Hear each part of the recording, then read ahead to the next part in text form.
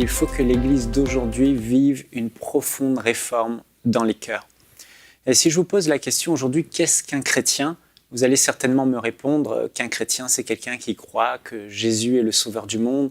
C'est peut-être quelqu'un qui s'est détourné de son ancienne vie et qui vit maintenant, il ne vit plus dans le péché, il vit dans la sainteté. Ou c'est quelqu'un qui a une relation personnelle avec Dieu, c'est vrai.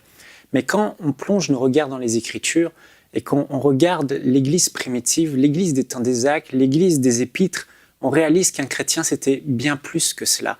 Un chrétien, c'était avant tout un disciple de Jésus-Christ. Quelqu'un de sauvé, oui, mais quelqu'un qui avait aussi renoncé à sa propre vie pour servir celui qui l'avait sauvé, servir son maître, servir le Seigneur Jésus-Christ.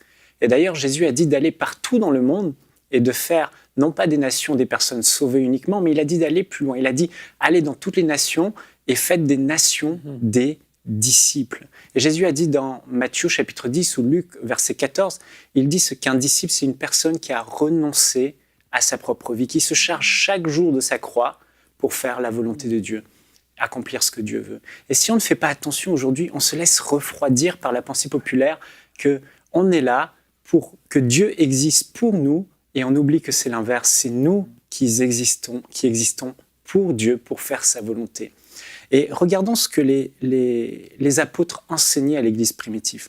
Dans 2 Corinthiens chapitre 5, verset 15, l'apôtre Paul, voici quel était son enseignement.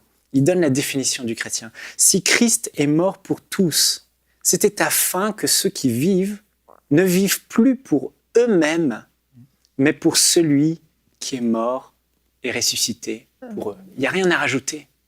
Leur raison d'être en tant que chrétiens nés de nouveau, passer de la mort à la vie, c'était maintenant de vivre pour le Seigneur Jésus. Leur vie ne leur appartenait plus, mais leur vie était la propriété de Dieu. Le matin, souvent, on se lève et on se dit « Seigneur, bénis ma journée. Seigneur, donne-moi. » Et la majorité des requêtes que les chrétiens d'aujourd'hui peuvent faire, ce n'est pas tout le monde, évidemment, et heureusement, mais beaucoup aujourd'hui disent « Seigneur, bénis-moi. Seigneur, donne-moi. Seigneur, rends ma vie meilleure. Amène-moi plus loin, une plus grande maison, une plus grande percée, etc. etc. » Mais combien sont ceux qui aujourd'hui se lèvent et disent « Seigneur, peu importe ma vie, moi, j'existe pour toi, tu es mon maître, sers-toi de moi aujourd'hui. Qu'est-ce que je peux faire pour toi, Seigneur ?»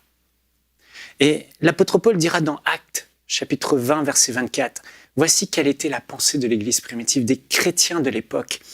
Mais je ne fais pour moi-même aucun cas de ma vie, comme si elle m'était précieuse, pourvu que j'accomplisse ma course avec joie et le ministère que j'ai reçu du Seigneur Jésus d'annoncer la bonne nouvelle de la grâce de Dieu. » Paul enseignait aux chrétiens qu'un chrétien ne cherche pas à se construire une vie meilleure, mais un chrétien cherche à construire le royaume de Dieu.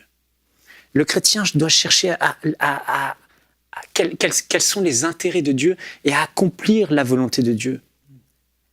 Aujourd'hui, dans nos églises, nous parlons beaucoup de bénédiction. Bénédiction, bénédiction, bénédiction. Et je me souviens, cet été, j'ai prêché dans une église et j'ai eu comme vraiment la nausée par rapport au message de la bénédiction. Je dois être honnête avec vous. Non pas que ce soit mauvais. Oui, Dieu est un bon Père, il veut nous bénir, il veut pourvoir à nos besoins. Mais j'ai réalisé que plus on parle de la bénédiction terrestre et ce que Dieu peut apporter, ce qu'on peut vivre ici-bas, j'ai réalisé que les chrétiens passaient leur temps à rechercher les choses d'en bas, les choses terrestres. Une plus grande maison, une meilleure vie, une plus grosse voiture, un meilleur travail, une promotion. Et finalement, on se sert de Dieu au lieu de servir Dieu. L'essence même du chrétien, c'est d'être un disciple de Jésus et de vivre pour Christ. Et non pas l'inverse, Christ qui vit pour nous. Et aujourd'hui, je crois vraiment que cette pensée de Jésus, que Jésus a dit, recherchez le royaume de Dieu et sa justice, et toutes ces choses seront données par-dessus. Et la pensée qui doit animer le cœur de l'Église. Frères et sœurs, vraiment c'est important. La Bible dit de rechercher les choses d'en bas, de rechercher les choses d'en haut, d'être attaché aux choses d'en haut et de ne pas rechercher les choses d'en bas. Je vous encourage aujourd'hui. L'Église doit vivre une profonde réforme dans les cœurs. Et je veux m'adresser aux leaders. Attention au message que nous prêchons. Si nous prêchons constamment aux gens « Dieu va vous bénir, Dieu va vous bénir », le peuple de Dieu va chercher à rechercher ces choses, la bénédiction. Or, ce n'est pas le message principal que les apôtres prêchaient. Le message était « renoncer à votre vie pour servir Dieu ». Et je veux vous encourager aujourd'hui, vous qui nous écoutez. Quelle est votre prière aujourd'hui? Bénis-moi, bénis-moi, bénis-moi. Ou Seigneur, ma vie t'appartient. Quel qu'en soit le prix, j'ai renoncé à ma vie, je ne m'appartiens plus.